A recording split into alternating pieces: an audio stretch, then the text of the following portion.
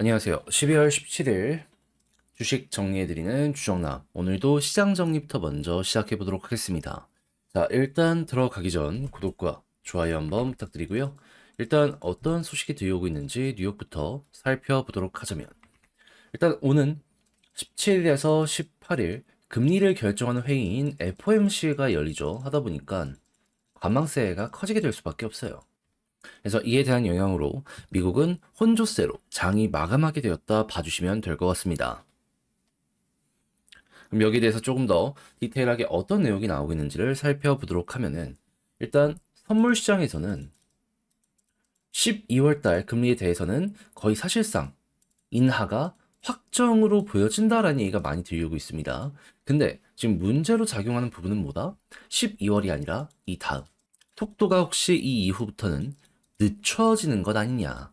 그럼 결국에 주식은 선반영이라는 걸 생각을 한다면 그에 대한 기대감 때문에 확 몰렸던 사람들이 어느 정도 빠져나가고 이게 증시의 조정에 어느 정도 영향을 미치게 될 수밖에 없다. 이렇게 생각을 할 수 있겠죠. 특히나 미국의 물가가 잘 안 잡히다 보니까 이게 지금 부담으로 작용을 하고 있는 상황이다. 이렇게 보시면 될 것 같은데, 근데 여기에 영향을 미치는 지표가 지금 어떤 식으로 추가적으로 나오게 되었냐면, 약간 엇갈렸는데 제조업과 서비스 지표가 나왔습니다. 근데 제조업은 좀 안 좋았어요. 경기가 좀 안 좋은 부분으로 만들어지고 있다는 거예요. 하지만 서비스업 같은 경우에는 어떻다? 58.5가 나왔거든요. 근데 이게 11월 달 이 전이죠. 56.1 나왔던 걸 생각을 하면은 오히려 이것도 잘 나왔습니다. 그러면 미국산 이 제조업이 경쟁력은 좀 덜 하지만 그래도 경기는 또 이렇게 나쁘지 않네. 제조업이 계속해서 박살나는 모습이 보여지게 된다면 자연스럽게 소비할 수 있는 사람들의 여력도 줄어든다. 이렇게 볼 수 있는 것이기 때문에 경기가 안 좋아지는 데에는 이 내용이 핵심 역할을 하게 될 수도 있다. 이렇게 볼 수 있겠죠. 그래서 요거는 이게 서비스업까지 언제쯤 이게 영향이 갈지 이거 보시면 될 것 같습니다. 만약에 영향이 안 간 상황에서 제조업이 살아나는 모습이 보여지게 된다면 미국 경기는 계속 좋은 상황으로 남아가지 않을까 싶네요. 근데 뭐가 됐든지 간에 지금 당장 뭐 그렇게까지 크게 걱정할 건 없을 것 같아요. 오히려 약간 꺾여야지 이 물가가 잡히는 데 도움이 되지. 자, 그리고 이런 상황 속에서 이제 AI 반도체의 지금 중심으로 떠오르고 있는 브로드컴 주가는 여전히 좋은 모습 보여주고 있고요. 그리고 테슬라 같은 경우에도 트럼프 수혜가 기대가 되면서 연이은 강세가 보여지면서 기술주는 여전히 강한 모습 나타내고 있는 거 확인을 할 수 있겠습니다. 자, 그래서 이런 부분이 증시를 좀 엇갈리게 만들었다라고 보시면 되고요. 국제유가는 WTI 기준 70.71달러로 마이너스 0.81% 하락 마감하였고요. 채권은 혼조의 달러는 약세, 금 가격은 하락 마감하게 되었습니다. 자, 그럼 이외에 우리가 보면 좋을만한 뉴스는 어떤 것들이 있는지를 살펴보도록 하면, 지금 엔비디아가 조금 다른 기술주 대비 약한 모습이 보여지고 있습니다. 왜 그런지에 대해 말씀드리면 경쟁사가 많아지기 때문이에요. 독점 같이 얘가 다 먹는 거 아니냐라는 이야기가 들려오게 되다 보니까 그동안 되게 좋은 모습을 많이 보여주곤 해왔었는데, 근데 뒤따라오는 기업들이 너무 인상적인 모습을 보여주는 겁니다. 그래서 브로드컴이 이렇게 올라가고 하다 보니까 파이를 뺏긴다 라는 것 때문에 조금 이렇게 둔화되고 있다라고 보시면 될 것 같고, 그리고 이 이후에도 막 손정희 같은 사람들이 100조 이상을 투자한다라는 얘기까지 하는 상황이다 보니까는 이쪽은 더욱더 많은 플레이어들이 생길 수밖에 없을 것이고, 그렇다면 자연스럽게 이게 압도적인 대장이 없을 가능성이 높겠구나. 그러면 골고루 올라갈 수 있겠구나. 정도로 이 내용들은 쭉 한번 보시면 좋을 것 같습니다. 자, 그리고 이런 상황 속에서 지금 이제 트럼프 1월달 백악관 입성하는데 관세 관련해서 이야기를 굉장히 적극적으로 하는 모습 보여주고 있죠. 그리고 관세 부과한 다음에 동맹과는 따로 협상할 계획을 가지고 있다라는 내용을 공개를 했는데, 여기에는 일본도 한국도 유럽도 포함될 가능성이 높겠죠. 중국을 배제하고 그 이외의 국가들과 함께 갈 가능성이 높기 때문에 한국은 요거까지만 좀 기다려보자 라는 생각을 하시면서 보시면 좋을 것 같습니다. 물론 우리도 어느 정도 양보할 건 있어야겠죠. 그래도 최악은 면한다 라는 부분으로 바라본다면 요 말 자체가 좀 반갑지 않나 싶네요. 그리고 트럼프 전 이제 기업들 같은 경우에는 일단 속도 내서 받을 거 받자라는 움직임이 보여지고 있는데 SK온 같은 경우에는 포드와 합작 법인 지금 공사하고 있는데 이거 대출 최종 승인 받았다라고 합니다. 뭐 지원금까지 확실하게 받으면 더 좋았겠지만 일단 이게 어딥니까? 그러면 미국에 이제 공장이 있는 기업들 같은 경우에는 특히나 이 관세 관련해서 자유롭기 때문에 앞으로 미국 쪽에서 2차 전지가 더욱더 성장하는 모습이 보여지게 돼 우리는 자연스럽게 여기에 따라갈 수 있겠구나. 결코 여기에 뒤처지지 않겠구나 라고 생각을 하면서 관련 내용 한번 참고해 보는 것도 되게 좋을 것 같습니다. 근데 전기차는 아직 시기상조다라는 얘기 많이 들려오고 있잖아요. 그러다 보니까 대체제로 하이브리드가 되게 잘 팔리는 모습이 보여지고 있는데 1월에서 11월 한국의 수출액이 역대 최대라고 하거든요. 그랬을 때 우리가 봐야 되는 건 뭘까요? 현대, 기아, 여기도 물론 좋지만 이미 어느 정도 반영이 됐잖아요. 그러면 하이브리드 부품을 납품하는 업체들이 있습니다. 여기 보시면 되죠.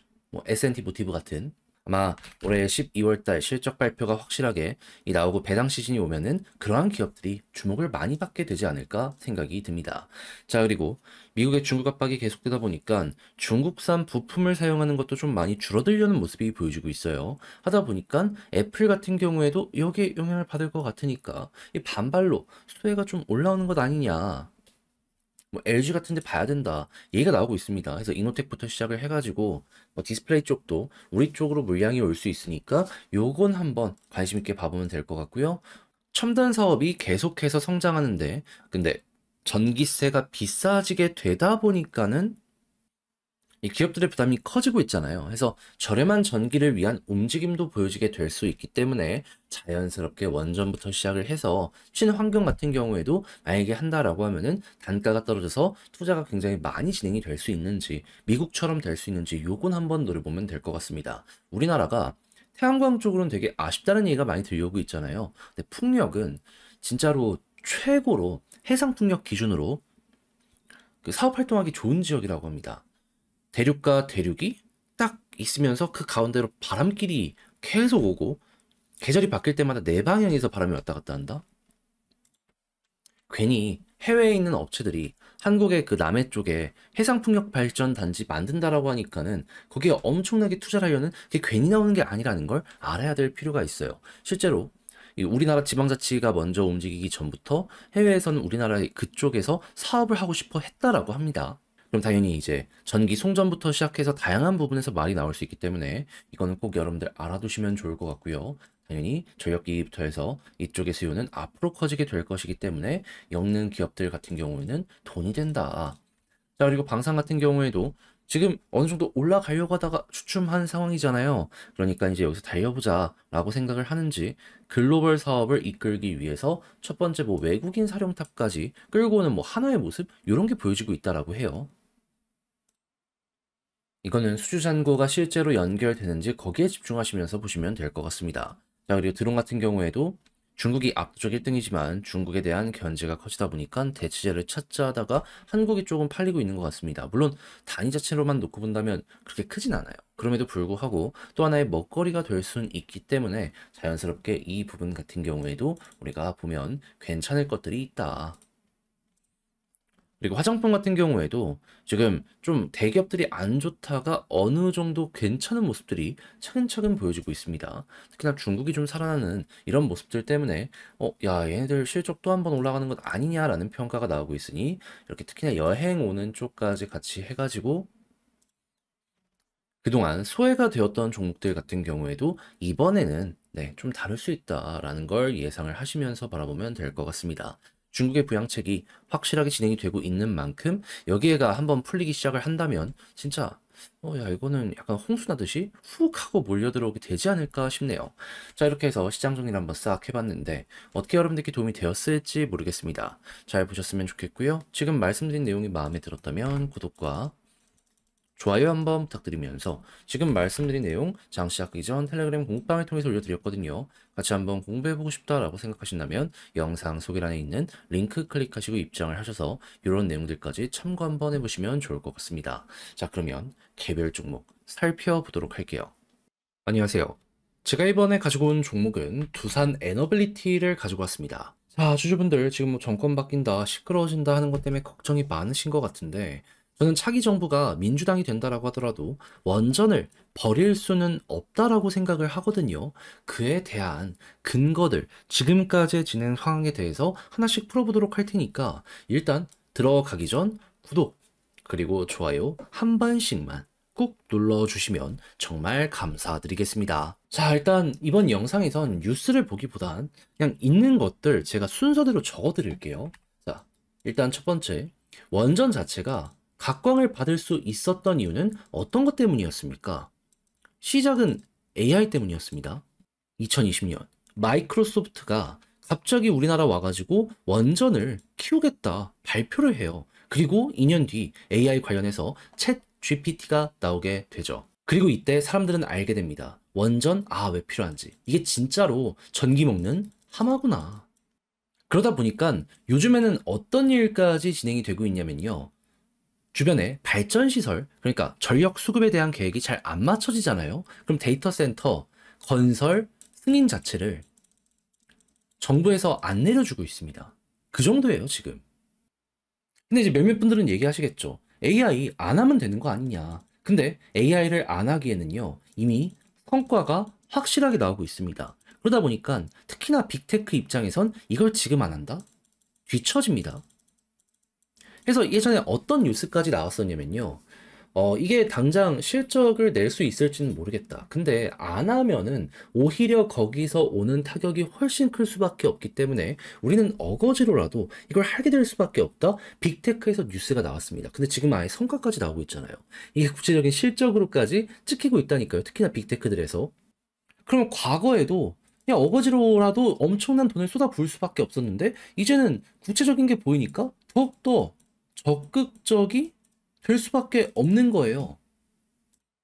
그러면 그만큼 발전시설은 더욱더 필요하게 될 수밖에 없을 것이고, 뭐, 풍력이니 태양광이니 더욱더 많이 짓는다라고 얘기는 하지만, 그게 24시간 안정적으로 전력을 넣어주는 건 아니잖아요. 그러면 원전 쪽은, 수요가 계속될 수밖에 없겠구나. AI가 앞으로 계속 성장하는 이상 원전은 필수 불가결이겠구나. 이렇게까지 우리는 엮어볼 수가 있다라는 겁니다. 그러면 당연히 현재 한국 상황 생각을 해보세요. 전 세계에 뒤처지지 않기 위해서 AI 키운다 해서 어느 정도 연구 성과들도 나오고 있었잖아요. 뭐 우리나라에 지금 풍력이 있어요. 태양광이 있어요. 석탄 발전으로 이거 때울 겁니까? 사실상 힘들어요. 그 정도 되면은 중국에서 미세먼지 날라온다가 아니라 한국에서 떼는 것 때문에 야 미세먼지 못 살겠다 얘기 나오게 될 수밖에 없을 겁니다. 친환경을 외치는 민주당 입장에서는 그렇게까지 가고 싶어 하진 않을 거예요. 그리고 여러 가지 물가가 비싸지게 되다 보니까 특히나 한국의 제조업들 같은 경우에도요. 지금 전기세가 2배 가까이 비싸져서 좀 이거 저렴하게 어떻게 못 해주냐라는 얘기가 들려오고 있거든요. 제조업 중심의 국가에서 요거 해결 안 하면 안 되는 거잖아요. 결국 이게 수출 경쟁력이 될 테니까. 그러니까 진짜로 이제는 단순 이념 때문에 하기보다는 실리를 찾아서 움직여야 될 그럴 필요가 있는 것이고 그때 원전은 필요하다 이렇게 생각을 할 수 있게 되는 거죠. 그리고 실제로 이게 필요하다 보니까 옆나라 일본을 예시로 말씀드리면 일본은 원전 때문에 피해를 너무 크게 2번이나 입은 나라이기 때문에 원자력에 대해서 되게 부정적인 그게 요즘에 되게 컸었습니다. 근데 최근에 어떤 소식이 들려오고 있다? 최대한 활용 가능한 이 범위 내에서는 이용한다. 왜 그런지를 봤더니 너희 AI 잘 안 하잖아. 근데 AI의 그 핵심이 되는 데이터 센터를 필사적으로 유치하고 있습니다. 그러니까 우리가 기술력은 없어도 인프라는 제공해 줄게. 대신에 우리한테 돈 내. 요구하고 있다라는 거예요. 그러면 우리나라보다 이 발전 관련해가지고 단가도 훨씬 싼 일본마저 이럴 정도라면 한국은 거의 100%다. 요렇게까지 요거를 좀 이렇게 순서대로 바라보기 괜찮아지지 않을까 싶네요. 그리고 이 부분은 유럽은 물론이거니와 중동 등등 다양한 지역에서도 마찬가지라고 알아주시면 되겠습니다. 그럼 이제부터 여러분들은 어떻게 봐야 된다? 요게 그대로 유지만 되더라도 부산의 원전은 걱정할 게 없겠구나. 그럼 이 다음부턴 체코부터 시작해서 이 전부터 말 나왔던 것들 어떻게 진행하는지 요거 보시면 되고요. 그리고 이 안에서도 주기기 독점 납품업체이며 핵심 그 제조업 관련된 능력이 있는 업체이기 때문에 미국에서도 일거리를 가지고 왔을 때 하청 내려주는지 이것도 바라보시면 될 것 같습니다. 꾸준하게 요 관계가 있었기 때문에 아마 성과는 이어지지 않을까 싶네요. 그럼 이런 상황에서 수급을 살펴보게 된다면 자, 어제도 그렇고 조금씩 돌아오기 시작했습니다. 개인 꾸준하게 털리고 외국인과 기관이 매집하는 모습이 뚜렷하게 보여지게 되면요. 그때가 이제 바닥을 잡고 반등을 하려는 힘 모으는 기회의 구간이다 라고 이렇게 생각하시면 될 것 같고요. 요 하락했을 때 매집 많이 했잖아요.